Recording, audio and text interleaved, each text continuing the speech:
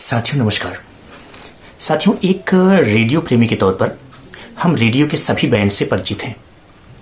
Band के साथ साथ हमें यह भी पता है कि किस बैंड का बेस्ट रिसेप्शन कंडीशन या बेस्ट रिसेप्शन टाइम कौन सा है। जैसे अगर बात करें मीडियम वेव की, तो सूर्यास्त के बाद और सूर्य से पहले का समय मीडियम वेव के लिए सबसे मुफीद, सबसे अच्छा वक्त होता है। इसके अलावा अगर शॉर्ट वेव की बात करें तो मीटर बैंड के हिसाब से हम उसके बारे में भी जानते हैं। जैसे बड़े मीटर बैंड्स रात में, छोटे मीटर बैंड्स दिन में, और जो बीच के मीटर बैंड्स हैं वो सुबह और शाम के वक्त ठीक ठाक रिसेप्शन देते हैं। लेकिन इन्हीं में एक बैंड ऐसा है जो बिल्कुल अनप्रेडिक्टेबल है, यानी कि उसके बारे में कोई भविष्यवाणी करना खतरे से खाली नहीं है। मसलन गर्मी के दिन में उसका रिसेप्शन नॉर्मली खराब होता है, लेकिन अगर सैद्धांतिक बातें करें तो गर्मी के दिन में ही उसका रिसेप्शन 2-2 हजार किलोमीटर तक मिल जाता है। बात करें बरसात में, तो बरसात होने पर उसके जो वेव्स हैं वो एटेन्यूएट हो जाने चाहिए, कमजोर हो जाने चाहिए। लेकिन बरसात के दिन में ही कभी कभी ऐसी स्थितियां होती हैं गर्मी की तरह कि वो बहुत दूर तक चला जाता है, उसकी वेव्स बहुत दूर तक रिसेप्ट की जाती हैं, प्राप्त की जा सकती हैं। सामान्य सिद्धांत कहते हैं कि सर्दी के दिनों में इस बैंड का रिसेप्शन कंपैरेटिवली कमजोर होता है, लेकिन व्यवहारिक रूप से अगर देखें तो सर्दी में ही इस बैंड का रिसेप्शन सबसे अच्छा होता है। अब तक आप समझ गए होंगे कि मैं बात कर रहा हूं एफएम बैंड की। साथियों, एफएम बैंड के रिसेप्शन के बारे में तमाम सिद्धांत हैं, व्यवहारिक बातें अलग हैं, सैद्धांतिक बातें अलग हैं, और दोनों में पर्याप्त मतभेद हैं। तो साथियों, कौन सही है और कौन गलत? क्या सैद्धांतिक बातें गलत हैं? नहीं। क्या व्यवहारिक बातें गलत हैं? जी, वो भी नहीं। तो आखिर गलत क्या है और सही क्या है? साथियों, दोनों बातें बिल्कुल सही हैं, बस इनकी कंडीशंस अलग अलग हैं। साथियों, आज की वीडियो में हम ये डिकोड करेंगे कि एफएम जिसकी वेव्स लाइन ऑफ साइट में चलती हैं, यानी यूजुअली 50 से 70-80 किलोमीटर तक जा सकती हैं, वे किन कंडीशंस में 100, 200, 500, 1000, 2000, 2500 किलोमीटर तक पहुंच जाती हैं, और उनका रिसेप्शन किन कंडीशंस में बेहतर हो जाता है, इसके बारे में चर्चा करेंगे। साथियों, जैसा आप जानते हैं कि मीडियम वेव की जो तरंगें होती हैं वो पृथ्वी के लगी हुई साथ साथ चली आती हैं, अलोंग द ग्राउंड, पृथ्वी से जुड़ी हुई। और दूसरा जो शॉर्ट वेव है उसका संबंध है आयनोस्फीयर से। इसी तरीके से एफएम बैंड का जो रिसेप्शन है, उसकी वेव्स जो ट्रेवल करती हैं, उसका संबंध है धरती की वायुमंडल की सबसे निचली परत, यानी कि ट्रोपोस्फेयर, जिसको हम हिंदी में क्षोभ मंडल कहते हैं। तो मैं डायग्राम के हिसाब से और छोटे छोटे चित्रों के हिसाब से जो मैंने अपने हिसाब से बनाए हैं, मैं आपको समझाने की कोशिश करूंगा कि किन कंडीशंस में एफएम का रिसेप्शन किस तरीके का प्राप्त होता है, सैद्धांतिक पक्ष क्या है, व्यवहारिक पक्ष क्या है, और उनका निचोड़ क्या। साथियों, जैसा आप जानते हैं कि एफएम के रिसेप्शन या ट्रांसमिशन के लिए जो सबसे ज्यादा जिम्मेदार वायु की परत है वो है सबसे निचली परत, यानी कि ट्रोपोस्फेयर। और ट्रोपोस्फेयर के अलग अलग मोड्स यानी परिस्थितियां ही इस बैंड के वेव्स के रिसेप्शन के लिए जिम्मेदार होती हैं। यहाँ मैं 2-3 चीजें आपको बता देना चाहता हूँ। जैसे TX जहाँ लिखा होगा, इसका मतलब ट्रांसमिटिंग एंटीना है, जो कोई टावर हो सकता है या कोई अन्य चीज। जहाँ RX लिखा है, ये रिसीविंग एंटीना है, ये कोई आपका बनाया हुआ एंटीना हो सकता है, कोई तार हो सकता है, रेडियो का खुद का विप एंटीना हो सकता है, या कुछ और भी। तो साथियों, यही स्थिति है जिसमें हम अलग अलग ट्रोपोस्फेरिक कंडीशंस के माध्यम से आपको बताएंगे कि वो कंडीशंस कैसे जिम्मेदार एफएम की तरंगों को दूर तक जाने या उनके ट्रेवल करने के लिए। जैसे सबसे पहली जो परिस्थिति है, यहाँ आप देखें लाइन ऑफ साइट। जो हम जानते हैं कि एफएम की जो तरंगे हैं वो लाइन ऑफ साइट में चलती हैं। ये कंडीशन सबसे आइडियल कंडीशन है, लेकिन ये इस कंडीशंस का लंबे समय तक या सामान्य रूप से भी बने रहना बहुत मुश्किल या लगभग असंभव सी स्थिति है। क्यों? क्योंकि पृथ्वी की जो वायुमंडल की स्थिति है वो सूर्य के ताप, चीज़ों की उपस्थिति या अन्य वायुमंडलीय कारणों से वो परिवर्तित होती रहती है, बिल्कुल एक समान नहीं रहती है। साथियों, ये बनाया गया है पृथ्वी का एक ऐसे नमूना और कर्व के साथ बना हुआ है, क्योंकि एफएम की लाइन ऑफ साइट में जो तरंगें चलती हैं वो कर्व के कारण ही दूर तक नहीं ट्रेवल कर पाती हैं। तो साथियों, सबसे पहली स्थिति ये है कि जब लाइन ऑफ साइट में चले एफएम की तरंगे, वायु की स्थिति ये हो, वायु का मतलब ट्रोपोस्फेरिक मोड में, ट्रोपोस्फेरिक जो लेयर है वो उसमें वायु एक समान परिस्थिति की होने की, पूरी परत जो ट्रोपोस्फेयर है वो एक ताप की हो, एक समान हो। तो क्या होगा कि ट्रांसमीटर एंटीना से निकलेंगी वेव्स, ये ऐसे ऊपर और ऊपर और ऊपर ऐसे जाएंगी और इनके रास्ते में, जैसे ये रास्ता है, जो मिलेगा रिसेप्शन वहां प्राप्त होगा। लेकिन क्योंकि ये ड्वेलेबल नहीं है, यहाँ कोई रहता नहीं है, तो यहाँ तक जो परिस्थिति बन रही है, यहाँ तक एफएम का रिसेप्शन लाइन ऑफ साइट में अच्छा प्राप्त होगा। और अगर ट्रांसमीटर एंटीना से दूर है तो वो आउट ऑफ रेंज रहेगा और वहां कोई रिसेप्शन आपको नहीं मिलेगा। साथियों, जो ट्रोपोस्फेयर में दूसरी परिस्थिति बन सकती है वो है ट्रोपोस्फेरिक सुपर रिफ्रैक्शन, जिसको TRE से हम डिनोट करते हैं। यह हमारा ट्रांसमीटर एंटीना है, यह है हमारा रिसीविंग एंटीना। और जो ट्रोपोस्फेयर है इसमें वायु की दो परतें बन गई है, नीचे ठंडी और नरम, जिसको कहते हैं कि नमी युक्त हवा, और ऊपर गर्म और शुष्क हवा, यानी कि वार्म ड्राई एयर जो है वो ऊपर है एक लेयर बन गई और नीचे की लेयर कूल मोस्ट एयर की बन गई है। ऐसे में स्थिति ये होगी कि जो वेव्स निकलेंगी कुछ सीधे निकल जाएंगी और कुछ जो कोण पे मिलेंगी वो फिर झुकना शुरू करेंगी।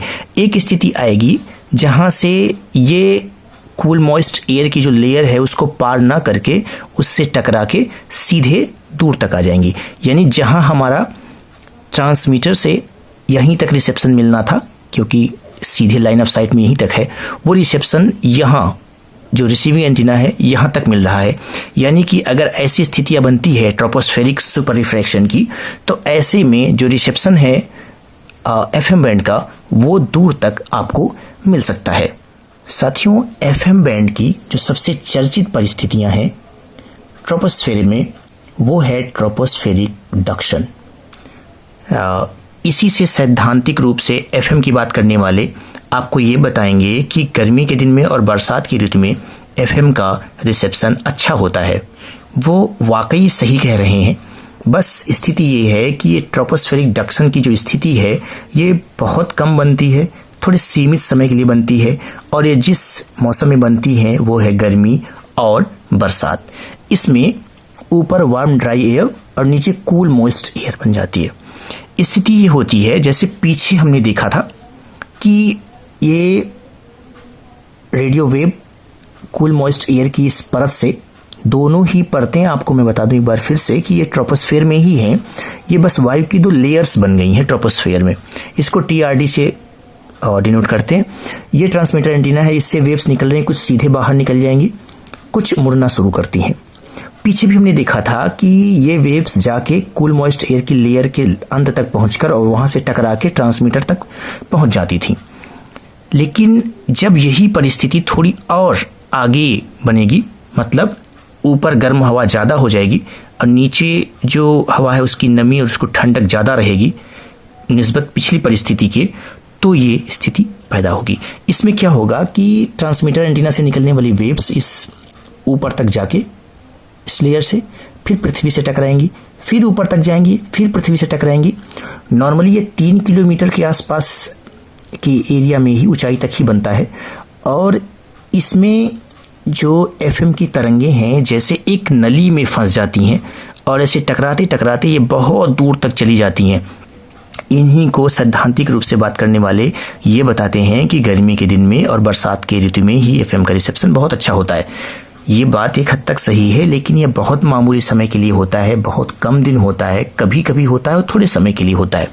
तो इसके बारे में चर्चा करना ठीक है और ये बताना भी ठीक है कि इससे एफएम की जो वेव्स हैं वो 2000, 3000, 4000 किलोमीटर तक ट्रेवल कर सकती हैं, लेकिन ये परिस्थिति इतनी देर तक नहीं होती कि आप एफएम की लिसनिंग का आनंद ले पाए। तो ये है ट्रोपोस्फेरिक डक्शन। इस परिस्थिति में जो एफएम की तरंगें हैं वो नली के समान फंसकर बहुत दूर तक चली जाती हैं, 1000, 2000, 3000 किलोमीटर। साथियों, ट्रोपोस्फियर में एक और स्थिति बन सकती है जिसे कहते हैं एलिवेटेड ट्रोपोस्फेरिक डक्शन। इसमें जो ट्रोपोस्फियर है उसमें 1, 2 नहीं 3 परतें बन जाती हैं। सबसे ऊपर वार्म ड्राई एयर यानी कि गर्म शुष्क हवा, बीच में ठंडी नमी युक्त हवा और नीचे हल्की ठंडी लेकिन शुष्क हवा।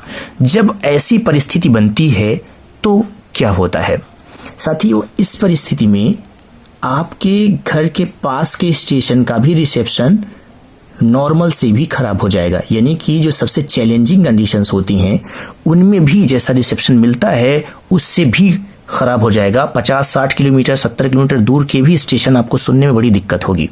आइए इसको डिकोड करते हैं, आखिर ये होता क्या है। ये हमारा ट्रांसमीटर एंटीना और इससे निकलती वेव्स कुछ बाहर निकल जाएंगी, कुछ ऐसे फंसेंगी, नीचे आएंगी। लेकिन जब ट्रोपोस्फेरिक डक्शन की हम टीआरडी की बात कर रहे थे तो ये देख रहे थे कि ये वेव्स इससे टकराती थी, धरती से टकराती थी, फिर पूरे ऊंचाई तक जाती थी, फिर धरती से टकराती थी और इस तरह से दूर तक चली जाती थी। इससे क्या होता था कि उन तरंगों का धरती से कनेक्शन बिगड़ता नहीं था, वो धरती तक आती थी। लेकिन जब यही स्थिति और आगे बढ़ जाती है, ऊपर गर्म शुष्क हवा है, बीच में ठंडी नमी युक्त हवा है, नीचे फिर हल्की ठंडी लेकिन शुष्क हवा है, तो एफएम वेव्स ऐसे निकलेंगी और एक कूल मॉइस्ट एयर जो बीच की परत बन रही है ट्रोपोस्फियर में उसमें से जाएगी, फिर नीचे तक आएगी, टकरा के यहाँ पहुंच जाएगी, यानी धरती तक नहीं आएगी। एक नली के समान धरती के ऊपर ही ऐसे फंस के रह जाएगी। अब इस स्थिति में जो पास के स्टेशन हैं उनका तो रिसेप्शन खराब होगा ही, कमज़ोर होगा ही। जो थोड़ी दूर के हैं 100-150 किलोमीटर के, उनको सुनने में आपको बहुत कठिनाई हो सकती है या कभी कभी तो उनका रिसेप्शन बिल्कुल शून्य हो सकता है। यानी कि ट्रोपोस्फेरिक डक्शन के आगे की ऐसी स्थिति है जिसमें रिसेप्शन खराब होना शुरू हो जाता है। तो ये इस बीच की नली में फंसकर रह जाएगी और नीचे तक नहीं आएगी। यहाँ पर आपका ट्रांसमीटर एंटीना है और आप देख रहे हैं जैसे पिछले में ये ट्रांसमीटर एंटीना तक पहुँच रही थी, यहाँ ये ट्रांसमीटर एंटीना तक नहीं पहुँचेंगी और इनका रिसेप्शन खराब हो जाएगा। साथियों, ये अगर कहीं आप ऊंचाई पर हैं, किसी पठार पर, पहाड़ पर, ऐसे चोटियों के आसपास जो घर बने हैं उस ऊंचाई पर जाएंगे तो आपको रिसेप्शन मिलेगा।